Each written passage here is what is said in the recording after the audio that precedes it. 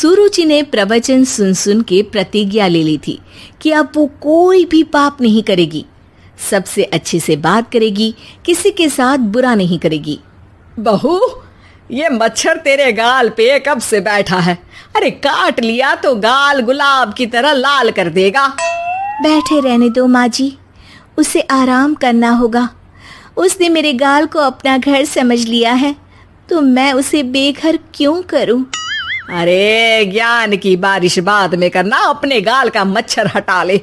Malaria हो गया तो तुझे आराम करना पड़ेगा।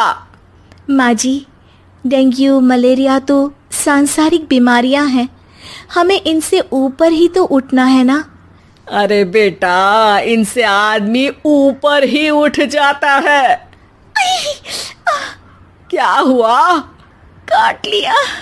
अरे मैंने तो कहा ही था, मार देना था उसको। नहीं नहीं माँ जी, उसे भोजन करना था, मैंने उसे पोषण दिया है, मुझसे पुण्य का काम हुआ है। अरे उड़ रहा है टुनटुना के, ताली बजा के मार दे वरना फिर काट खाएगा। नहीं नहीं माँ जी, जीव हत्या करना पाप है। मैंने एक बार व्हाट्सएप पे एक उपदेश पढ़ा था, मच्छर आपको काटे ये उसका जुनून है, उसके बाद आप खुजाओ ये आपका सुकून है। लेकिन कभी मच्छर को मारना मत, क्योंकि उसकी रगों में आपका ही खून है। अरे तू और तेरा व्हाट्सएप का ज्ञान, भगवान बचाए। सुरुचि की ये पुण्य करने की आदत से कई बार सुरुचि का नुकसान होता, लेकिन फिर भी वो पाप से दूर रहती। सुरुचि, मेरे सर में जुएं हो गई हैं, निकाल दोगी? कोई आपको अपने घर से निकाले, आपको अच्छा लगेगा क्या? अरे लेकिन परेशान करती हैं जुएं, दिन भर सर खुजाता रहता हूँ। देखो, इसी बहाने तुम्हारे सर की चंपी हो जाती है। तुम्हें तो जुओं को थैंक यू कहना चाहिए। तभी बाहर से ससुर जी की आवाज आती है। बहू, बहू। अभी आई बाबूजी। बेटा सुनो, ये देखो चाय में ना मक्खी तैर रही है, दूसरी चाय ले आओ जाओ। ला दूंगी, पर मक्खी मत हटाइएगा। अरे क्यों बेटा? मक्खी चाय का सेवन कर रही है, अच्छा थोड़ी ना लगेगा आप बीच में अडंगा डाल देंगी तो। आपको अच्छा लगेगा क्या अगर कोई आपकी चाय छीन ले? अरे पर निकालूंगा नहीं तो मक्खी मर जाएगी बेटा। नहीं नहीं बाबूजी, आप उसे पीने दीजिए, पीकर उड़ जाएगी। लेकिन बाबूजी मक्खी के साथ ही चाय पी जाते हैं। ये क्या किया बाबूजी? अरे मक्खी सिर्फ चाय ही क्यों पिए, आज सुबह मैंने मिठाई भी खाई है, पेट में ही है, वो पेट में चाय भी पीती रहेगी और मिठाई भी खाती रहेगी। सुरुचि को समझ में नहीं आता कि वो बाबूजी के इस कारनामे पर क्या जवाब दे। वो सास के पास जाती है। सास के हाथ में एक खटमल मारने की दवाई है। माँ जी, आपके हाथ में ये क्या है? अरे बेटा, तू तो बीए पढ़ी है, इतना तो पढ़ने में आया ही होगा कि ये खटमल की दवाई है। माँ जी, आप क्यों मार रही हैं खटमल? मत मारिए माँ जी, आप अपनी नींद के लिए खटमलों को हमेशा के लिए सुला देना चाहती हैं। अरे अब चुप भी हो जाओ देवी, पुरानी दवाई है, एक्सपायर हो गई है, फेंकने जा रही हूँ, नहीं मार रही हूँ खटमल। और वैसे भी खटमल से ज्यादा तो तूने हमारी नींद हराम कर रखी है। माँ जी, पुण्य करना चाहिए, आपको तो ज्यादा करना चाहिए, आपकी तो उम्र भी हो रही है। अरे उम्र से याद आया, बैंक में जाकर जन्म तारीख सही करवानी है, तैयार हो जा, कल स्कूटी चला के ले जाना मुझे। अगले दिन सास घर से निकलने से पहले दही शक्कर खा रही है और जल्दी जल्दी में हाथ नहीं धोती।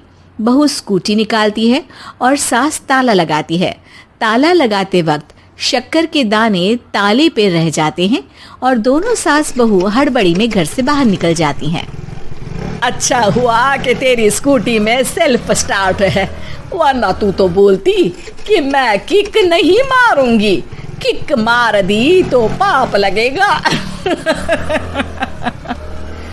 माँ जी, इस तरह मजाक करना भी पाप होता है। दोनों सास बहू बैंक पहुंचती हैं। अभी लंच टाइम है, बाद में आना। अरे भाई साहब सुन तो लो, करवाना क्या है? अरे जन्म तारीख बदलवानी है, कैसे बदलेगी? अब किसी और तारीख को पैदा हो जाओ। यही चुटकुला आप अपने मैनेजर को भी सुना पाओगे ना? वो भी हंस ले थोड़ा, अभी बुलाती हूँ।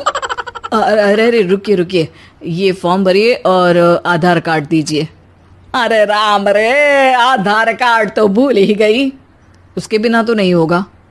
अरे बहू जा, घर से जल्दी से मेरा बटुआ उठा ला, उसमें मेरे सारे कार्ड रखे हैं। जा जा जल्दी लेकर आ, वरना बैंक बंद हो जाएगा और कल मुझे अपनी बहन के यहाँ भी तो जाना है ना। जी माँ जी, अभी गई और अभी आई। अरे रुक, चाबी तो लेकर जा घर की। बहू जल्दी से घर पहुंचती है, लेकिन घर पहुंचते ही देखती है कि ताले पे बहुत सारी चींटियां हैं, जो माँ के ताला लगाते वक्त हाथ से ताले पे शक्कर छूट जाने के कारण आ गई थी। चींटियां हट जाओ, मुझे आधार कार्ड निकालना है। बहू चींटियों को हटाती नहीं है, उनसे मिन्नतें करने लगती है। सुनो, हट जाओगी तो और भी शक्कर के दाने खिलाऊंगी। अभी सास का काम बहुत ज़रूरी है, मेरी बात सुन लो, मान लो। मैंने तुमको हटाया तो पाप हो जाएगा। चींटियाँ कैसे सुरुचि की बातें सुनती जब घर में ही उसकी कोई नहीं सुनता था। शाम हो जाती है पर चींटियाँ हटती नहीं है। तभी सास वहाँ ऑटो से आ जाती है। अरे कहाँ रह गई तू? बैंक भी बंद हो गया। माँ जी, ताले पे चींटी। सास पूरा माजरा समझ जाती है और बहू से कहती है, एक बात बता, सोच के देख, अगर मुझे खून की बोतल चढ़ानी पड़ी और उस पर चींटी बैठी हो, तो बोतल से चींटियों को हटा के मुझे बचाएगी या चींटियों को वहीं बैठा रहने देगी? माँ जी, ऐसा होगा ही नहीं। अरे चींटियों को तो मीठा पसंद होता है, खून की बोतल पे तो मच्छर आएगा, क्योंकि खून तो मच्छर पीता है। सास सर पकड़कर बैठ जाती है और रोने लगती है। तभी ससुर जी और सुरुचि का पति भी वहां आ जाता है। अरे रो क्यों रही हो? रहने दो जी, तुमको बताया तो तुम भी रोने लगोगी अपनी किस्मत पर। अगले दिन सास अपनी बड़ी बहन के यहाँ चली जाती है। पति अपना काम कर रहा होता है और सुरुचि उसके पास जाकर कहती है, ये जुएं ख़त्म करने की दवाई है, मैं मालिश कर देती हूँ। अरे लेकिन तुमको पाप नहीं लगेगा? अपनों की खुशी के लिए अगर छोटे मोटे पाप करने पड़े तो वो पाप अच्छे हैं जी।